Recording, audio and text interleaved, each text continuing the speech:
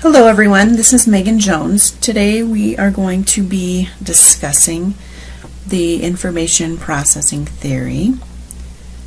So let's go ahead and get started with the presentation.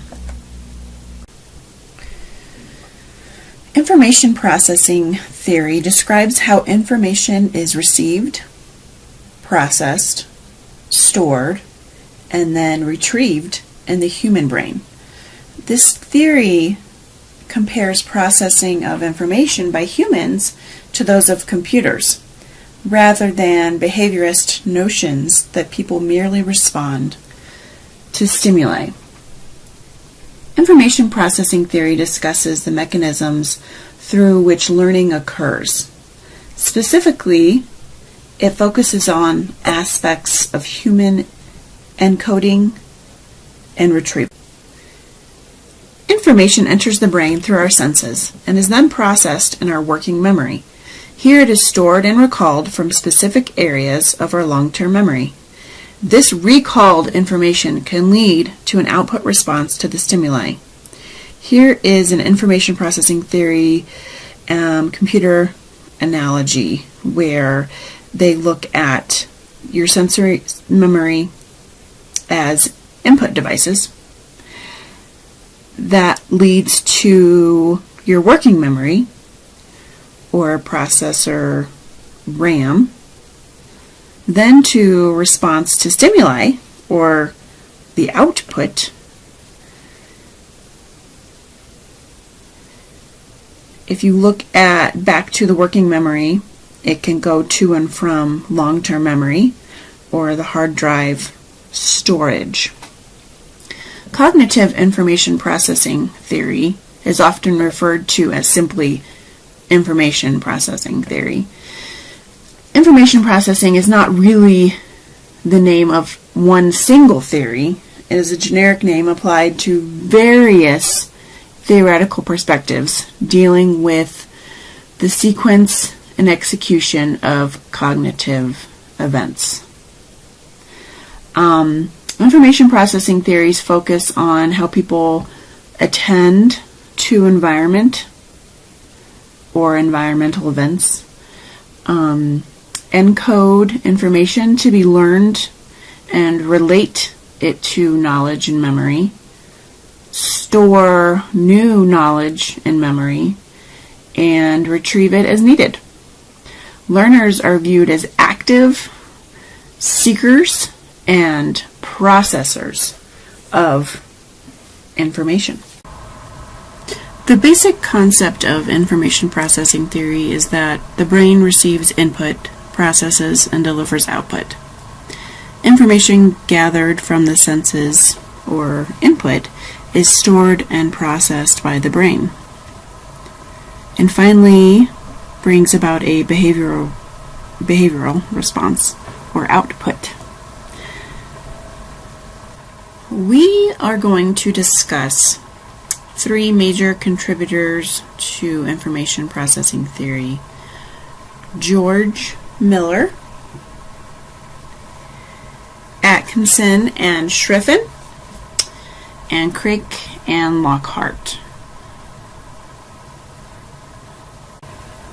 George A. Miller had some major contributions to the processing theory. He provided two theoretical ideas that are fundamental to cognitive psychology and the information processing framework. The first is chunking and the capacity of short-term memory. And the second is TOTE, test, operate, test, exit. And we will discuss those on the next slide. The first concept is chunking and the capacity of short-term memory.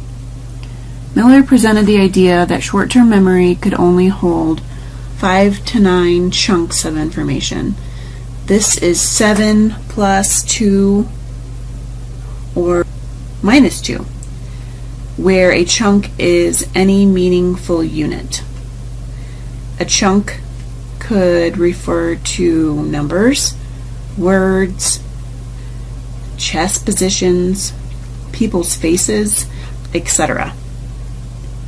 The concept of chunking and the limited capacity of short-term memory became a basic element of all subsequent theories of memory. The second concept for Miller is tote. This was proposed actually by Miller, Galanter, and Pribram. They suggested that tote should replace the stimulus response as the basic unit of behavior. In a tote unit, a goal is tested to see if it has been achieved, and if not, an operation is performed to achieve the goal. This cycle of test operate is repeated until the goal is eventually achieved or left alone. The tote concept provided the basis of many subsequent theories of problem solving and production systems, like a GPS system. Atkinson and Schriffen made some pretty major contributions to the theory processing of information. They developed the multi-store model of memory. They believed that once information enters the brain, it must be either stored or maintained. Information is stored into 3 distinct memory systems, which we've already touched on a little bit: the sensory register, short-term memory, and the long-term memory. Here is a nifty flow chart of the multi-store model of memory. The sensory storage can be led to with attention to the short-term storage. Short-term storage can be transferred to long-term storage or long-term memory. Information that's in your long-term memory can be retrieved into your short-term memory when needed. Information that's in your short-term memory can be forgotten, though, if not deemed important. Sensory register. We receive information from the environment through our senses. Sensations are converted to electrochemical messages and sent to the brain, where these impulses are briefly stored in our sensory register. Short-term memory is also known as our working memory. Information that is attended to arrives in another temporary store called short-term memory or working memory. The more recent term is working memory and is intended to convey the idea that information here is available for further processing. Information that enters the working memory fades away, or as soon as it is no longer attended to. This takes anywhere from 10 up to 20 seconds. Working memory is sometimes compared to the RAM memory of a computer, which is limited in size, but everything momentarily resides there until it is processed. Long-term memory is where information is transferred from our working memory or short-term memory. Long-term memory is the pretty much permanent memory storage in which you hold information even when you're no longer using it. Storing information in long-term memory is equivalent to a computer writing information out to its hard drive, or to tape recorder writing pattern of magnetization onto tape to record music. The recording process is called storage, and the playback process is called retrieval, which we've touched on briefly.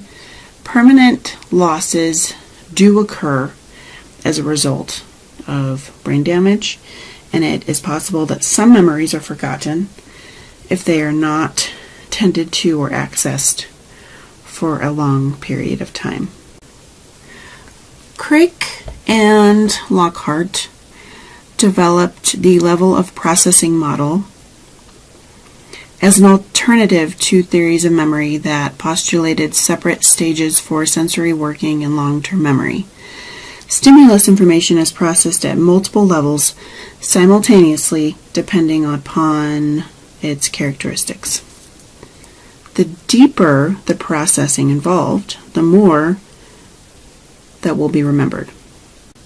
Information that involves strong visual images or many associations with existing knowledge will be processed at a deeper level. Information that is being attended to receives more processing than other stimuli or events. We remember things that are meaningful to us because this requires more processing than meaningless stimuli. Craik and Lockhart suggest that there are 3 levels at which information is processed. Structural processing, where processing information about what things look like happens. Phonetic processing, which is processing information about what something sounds like. And semantic processing, which is processing information about what something means. Here is a levels of processing model. The idea that the way information is encoded affects how well it is remembered. The deeper level of processing, the easier the information is to recall. And here you can see the structural, phonetic, and semantic parts that all go to the short-term memory and to long-term memory, depending on how shallow or deep they might be. Craik and Lockhart's basic idea is that memory is really just what happens as a result of processing information. Memory is just a byproduct of the depth of processing information, and there is no clear distinction between short-term and long-term memory. Instead of concentrating on the structures involved, like the short-term memory and the long-term memory, this theory concentrates on the process that is involved in the memory itself.